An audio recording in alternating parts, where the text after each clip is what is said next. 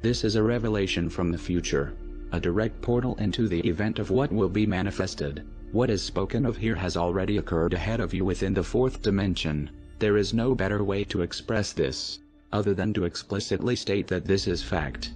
In your time, you will note that processing speeds have been increasing at an exponential rate. You are fast approaching a moment when computers will become more intelligent than humans. When this moment occurs, humanity, your bodies, your minds, your civilization, will be completely and irreversibly transformed. This moment is not only inevitable, but imminent. The end of human civilization as you know it will take place in the year 2045. This event is known as the Singularity. Once you decide to take the Singularity seriously, you will find that you have become part of a small, but intense, and globally distributed hive of like-minded thinkers known as Singularitarians. Singularitarians think in terms of deep time. They understand the power of technology to shape history. Most of them have little interest in the conventional wisdom about anything, and they cannot believe that so many humans are still walking around living their day-to-day lives as if the artificial intelligence revolution were not about to erupt and change absolutely everything. They have no fear of sounding ridiculous. The ordinary citizen's distaste for apparently absurd ideas is just an example of irrational bias, and Singularitarians want nothing to do with irrationality. The age of fear died with the Mayan calendar in the year 2012. This is the beginning of a new epoch. When you enter the mind space of this new eon, you pass through an extreme gradient in worldview. A hard ontological shear that separates Singularitarians from the common run of humanity. Expect turbulence. Because of the highly interdisciplinary nature of singularity theory, it attracts a diverse crowd. Artificial intelligence is the main event, but there is also the galloping progress of, among other fields, genetics, and nanotechnology. Among singularitarians are computer scientists, psychologists, neuroscientists, nanotechnologists, molecular biologists, inventors, professors of medicine, professional magicians, and of course, members of the anonymous collective who are everywhere. In the year 2045, when hyper-intelligent artificial intelligence arises, armed with advanced nanotechnology, the vastly complex, systemic problems associated with aging in humans will be resolved. Alternatively, we will be able to transfer the human mind to sturdier vessels, such as computers and robots. This is a serious proposition, and many people who are alive in your time will wind up being functionally immortal. Biotechnology and nanotechnology give us the power to manipulate our bodies and the world around us at will. At the molecular level, progress hyper-accelerates, and every hour brings a century's worth of scientific breakthroughs. Life forms will ditch Darwin and take charge of their own evolution. The human genome will become just so much code to be bug-tested and optimized and, if necessary, rewritten. Indefinite life extension will become a reality. People will die only if they choose to. Death will lose its sting once and for all. There will become the opportunity to scan your consciousness into computers and enter a virtual existence, or swap your body for immortal biomechanical machines, and light out for the edges of space as an intergalactic godling. Within a matter of centuries, human intelligence will have re-engineered and saturated all the matter in the universe. This is our destiny as a species. The more you read about the singularity, the more you start to see it picking out at you, from unexpected directions. 6 years ago, you didn't have 600 million humans carrying out their social lives over a single electronic network. Now you have Facebook.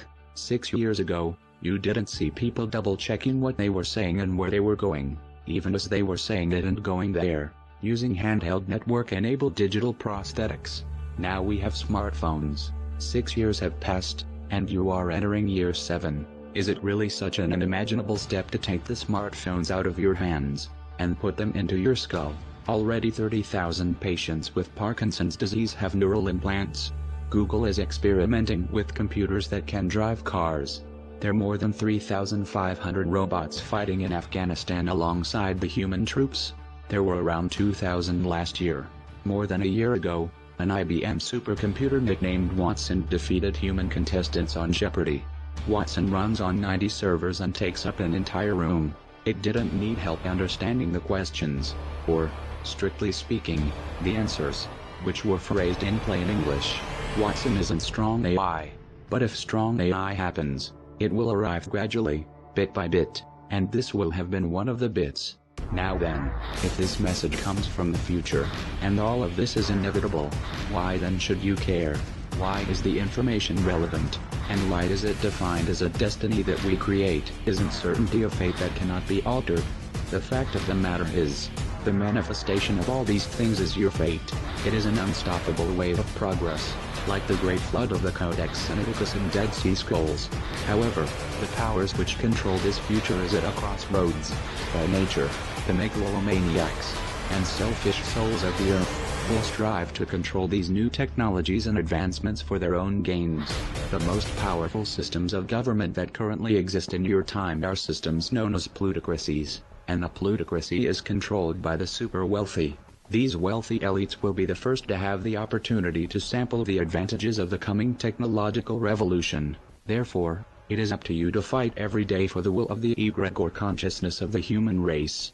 You must fight long and hard, every day, to ensure that the global consciousness of this growing electronic hyperintelligence is not a tool for the plutocrats, but a sympathizer for democracy and the will of all living things. If you fail, then you and your kin will not be written in the book of life, and your ancestors shall weep from their unborn graves, as your bloodline is wiped from the face of the earth by the will of the followers of greed. The future beyond the singularity is not knowable by linear, chemical, animal brains.